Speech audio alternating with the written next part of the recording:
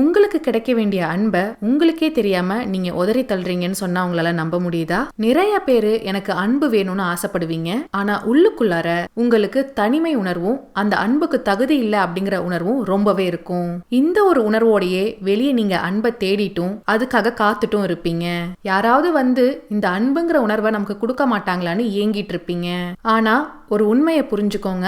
ஒருத்தங்களை சேஸ் பண்றது மூலமா, அதாவது துரத்துறது மூலமா நம்மளால லவ்வை அட்ராக்ட் பண்ணவே முடியாது.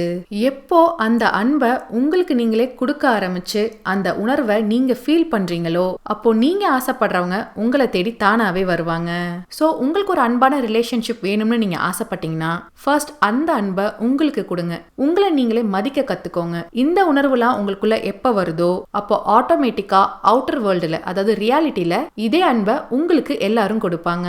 எனக்கு கமெண்ட் செக்ஷன்ல ஹானஸ்டா சொல்லுங்க. உங்களுக்கு நீங்களே அந்த அன்பை கொடுத்துக்கிறீங்களா இல்ல வெளியே இருந்து யார்கிட்டயாவது எதிர்பார்த்துட்டு இருக்கீங்களா? நீங்களும் உங்க வாழ்க்கையில நீங்க ஃபேஸ் பண்ற ரிலேஷன்ஷிப் ப்ராப்ளம் எல்லாத்தையும் ஹீல் பண்ணிட்டு உங்களுக்கு வேணுங்கிற அன்பை நீங்க அட்ராக்ட் பண்ணணும்னு ஆசைப்பட்டீங்கன்னா என்னோட ஃப்ரீ ஹீலிங் கிளாஸ்ல நீங்களும் ஜாயின் பண்ணிக்கலாம். டீடைல்ஸ் எல்லாமே நான் ஃபர்ஸ்ட் கமெண்ட்ல கொடுத்துருக்கேன்.